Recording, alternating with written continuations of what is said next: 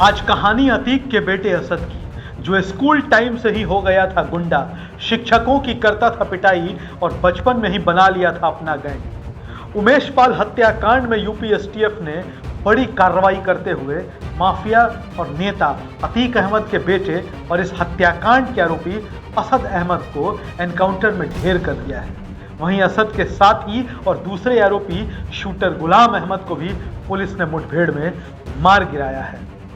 असद अतीक अहमद का तीसरे नंबर का बेटा था, जो लखनऊ से ही पूरी गैंग ऑपरेट करता था। असद की हिम्मत तो देखिए, जो यूपी की राजधानी में बैठकर गैंगस्टरों का पूरा गैंग चलाया करता था। असद ने लखनऊ के एक टॉप स्कूल से इसी साल 12th की परीक्षा पास की थी। जी हाँ, असद सिर्फ 12th तक पढ़ा लिखा था, उसने इसी साल 12th की पढ़ाई पूरी की थी। उमेश पाल केस में असद के द्वारा गोली चलाए जाने का वीडियो भी सामने आ गया था। इसके बाद से ही असद पुलिस के निशाने पर था। आज हम असद की पूरी कहानी आपको बताएंगे कि कैसे उसने बचपन से ही अपराध की दुनिया में कदम रख दिया था और अपने पिता के नक्शे कदम पर आगे बढ़ रहा था। अतीक का बेटा असद बचपन से ही, यानी कि स्कूल के वक्त से ही गुंडागर्दी की दुनिया में घुस चुका था। रिपोर्ट के मुताबिक अतीक अहमद के 5 बेटे थे और पांचों प्रयागराज इलाहाबाद के एक प्रतिष्ठित और बड़े स्कूल में पढ़ाई करते थे। कुछ साल पहले स्कूल में एक प्रतियोगिता हारने पर अतीक के बेटों ने न सिर्फ जीतने वाले सहपाठियों बल्कि बीच बचाव करने वाले टीचर्स को भी बुरी तरह से पीट दिया था। अतीक के दूसरे बेटे भी कम नहीं थे। कॉलेज में क्रिसमस मेले पर जब वो चलते थे तो उनके पीछे पीछे 100-150 लड़कों का हुजूम चलता था। किसी भी स्टॉल में मुफ्त खा लेना, किसी भी झूले पर घंटे 2 घंटे के लिए कब्जा कर लेना अतीक के लड़कों के लिए आम बात थी। वहीं असद मारपीट करने में काफी कुख्यात माना जाता था। उससे बड़ी उम्र के लड़के आपस का विवाद उसके सामने लेकर जाते थे और असद सरपंच की तरह मामलों को सुलझाता था। बड़ी बड़ी महंगी गाड़ियों से असद स्कूल में आता था। लड़के उसे घेरे रहते थे। कुछ साल पहले स्कूल के स्पोर्ट्स डे पर रस्सा कशी की प्रतियोगिता चल रही थी और एक टीम को असद लीड कर रहा था। अचानक से असद की टीम हार गई। वो उस हार से इतना गुस्से में आया कि जीतने वाली टीम के लड़कों को पीटने लगा। स्कूल के टीचर्स ने देखा तो उसे रोकने की कोशिश की, समझाने की कोशिश की। असद ने टीचर्स पर भी हाथ उठा दिया। उस दिन स्कूल का मैदान पेरेंट्स से भरा पड़ा था।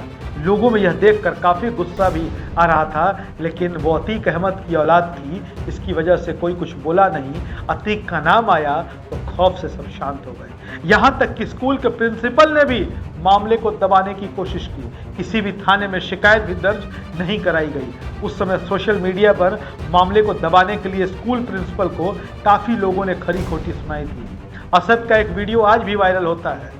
2017 का ये वीडियो है। अब सोचिए कि जिस लड़के ने इस साल 12th की परीक्षा दी थी 2017, यानी 6 साल पहले, उसकी उम्र कितनी होगी? वो एक शादी समारोह में खुलेआम फायरिंग कर रहा था, यानी कि उस वक्त असद नाबालिग था और पीछे से तमाम लोग उसकी तारीफ कर रहे थे। वाह बेटा, चलाओ चलाओ। साल 2018 की बात करें तो अतीक का सबसे बड़ा बेटा था उमर। वो सुर्खियों में आया था। उस समय उमर ने लखनऊ के प्रॉपर्टी डीलर मोहित जायसवाल का अपहरण कर लिया था। मोहित जायसवाल का अपहरण कर उमर उसे देवरिया जेल ले गया, जब अतीक अहमद इसी जेल में बंद थे। अतीक अहमद के दूसरे नंबर के बेटे अली के खिलाफ भी हत्या के प्रयास और जबरन वसूली के मामले दर्ज हैं। जांच एजेंसियों ने अतीक के बेटों पर इनाम घोषित कर दिया था और दोनों भाइयों ने जुलाई में पकड़े जाने और एनकाउंटर के डर से सरेंडर कर दिया था। एक बार फिर से हम आपको बता दें कि अतीक का बड़ा बेटा उमर और अतीक का दूसरा नंबर का बेटा अली, इन दोनों ने पुलिस एनकाउंटर के डर से सरेंडर कर दिया था और सरेंडर करने के बाद असद ने गिरोह की कमान संभाल ली थी। असद महंगी गाड़ियों और महंगे मोबाइल फोन्स का शौकीन था। वो विदेशी घड़ियां पहनता था, महंगे फ़ोन इस्तेमाल करता था। आपको बता दें कि रिपोर्ट्स के अनुसार जब रेड हुआ असद के पास एप्पल आईफोन मिला था। असद ने फ़ोन ट्रैक होने के डर से अपना फ़ोन लखनऊ वाले फ्लैट में ही छोड़ दिया था। असद के पास स्विट्जरलैंड की ब्रांडेड सेंट्रिक्स घड़ियां भी थी, जिनकी कीमत 1 लाख रुपए से भी ज़्यादा होती है। वहीं असद के बारे में बता दें कि चाचा अशरफ का वो सबसे लाडला था। अशरफ ने ही उसे गोली चलाना, कार रेसिंग करना और घुड़सवारी में महारत हासिल करवाया था। उमेश पाल हत्याकांड के बाद सामने आए सीसीटीवी फुटेज में साफ साफ असद को देखा गया था कि कैसे क्रेटा कार से क्यूआ सदरी पहने हुए तेजी से निकलता है, धड़ाधड़ गोलियां चलाना शुरू कर देता है। वो गोलियां चलाने वाला वो शख्स कोई और नहीं, असद ही था।